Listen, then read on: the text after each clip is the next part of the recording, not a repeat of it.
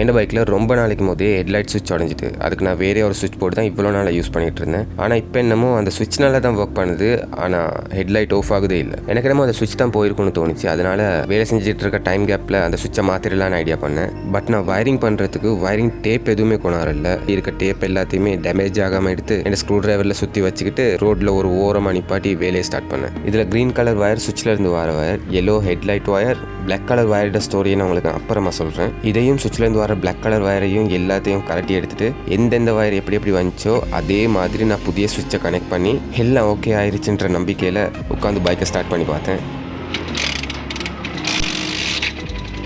But நான் எதிர்பார்த்தது என்னமோ நடந்தது என்னமோ சேம் ரிசல்ட் தான் வந்துச்சு. எந்த ஒரு டிஃப்ரெண்ட்டும் இல்லை. சுவிட்ச் ஆன் ஆஃப் பண்ணி பார்த்தேன், ஹெட்லைட் ஆஃப் ஆகவே இல்லை. இதுக்கு மிச்சமும் வேலைக்கு நடுவில் இப்படி இருந்து தடமாறிக்கிட்டு இருக்கேன். அதுன்னு இன்னைக்கு இது எப்படியாச்சும் செஞ்சாகணும்னு பைக்கை வீட்டுக்கு எடுத்துகிட்டு போயிட்டேன். எடுத்துகிட்டு போகிறப்பவே மழை ஸ்டார்ட் ஆகிட்டு என்ன நடந்தாலும் பரவாயில்லன்னு வீட்டுக்கு கொண்டு போயிட்டு செஞ்சது அப்படியே மறுபடியும் ரீசெக் பண்ணி பார்த்தேன். No changes.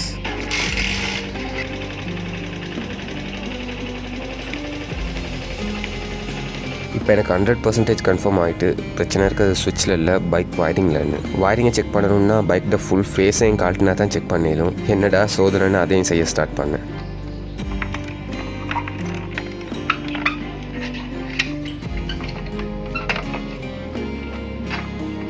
வயரிங்கும் ஃபுல்லாக செக் பண்ணி பார்த்தேன். அதுலேயே எந்த ஒரு டிஸ்கனெக்ஷனும் இல்லை, எந்த ஒரு வயரும் டேமேஜ் ஆகலை. எல்லா வயருமே நல்லா தான் இருக்குது. இது எப்படி எனக்கு கன்ஃபார்மாக தெரியும்னா, லாஸ்ட் டைம் இதே மாதிரி ஒரு பிரச்சனை வந்த நேரம் ஒரு மல்டிமீட்டரை வச்சு நான் இந்த வயரிங் ஃபுல்லாக செக் பண்ணி பார்த்தேன். எதுலேயுமே டிஸ்கனெக்ஷன் இருக்குல்ல. இருந்தாலும் வயரிங் கிளிப்ஸ் எல்லாம் கலட்டி மறுபடியும் நான் ரீகனெக்ட் பண்ணி பார்த்தேன். ஒரு வேலை ஏதாச்சும் லூஸ் கனெக்ஷன் ஆச்சும் இருக்குமான்னு. அப்போ எந்த ஒரு டிஃப்ரெண்ட்டுமே இல்லை. பைக்கில் ஹெட்லைட் எப்படி பற்றிச்சோ அதே மாதிரி பற்றிக்கிட்டே தான் இருந்துச்சு. அந்த டைமில் தான் எனக்கு ஒன்று கிளிக் ஆச்சு. ஏன்னா லாஸ்ட் டைம் இந்த மாதிரி ஒரு பிரச்சனை வந்த நேரம் பார்க்கிங் லைட்டில் கரண்ட் சப்ளை ஆகலை. நான் என்ன பண்ணியிருந்தேன், பார்க்கிங் லைட்டில் இருந்து ஒரு வயர் எடுத்து ஹெட்லைட் ஒன் ஆஃப் சுவிட்சில் கனெக்ட் பண்ணி வச்சுருந்தேன். அதுதான் நான் முதல்ல காட்டின அந்த பிளாக் வயர். அப்புறமா சொல்கிறேன்னு சொல்லியிருந்தேன்ல அந்த வயர். ஒருவேளை இதில் தான் பிரச்சனையாக இருக்குமோன்னு அதை டிஸ்கனெக்ட் பண்ணி பார்த்தேன்.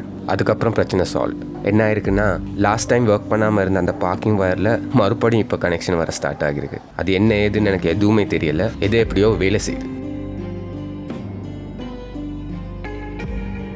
ஃபைனலாக சுவிட்சில் எந்த ஒரு பிரச்சனையுமே இல்லைன்னு தெரிஞ்சு போச்சு. அதனால் மறுபடியும் பழைய சுவிட்சை கனெக்ட் பண்ணி பைக்கை ஃபுல்லாக அசம்பிள் பண்ணிட்டு வேலைக்கு போகலாமான்னு பார்க்குறேன். நல்லா மழை. அதுக்கப்புறம் மறுபடியும் எங்கே வேலைக்கு போவேன். இன்னொரு வீடியோவில் மீட் பண்ணுவோம். பாய்.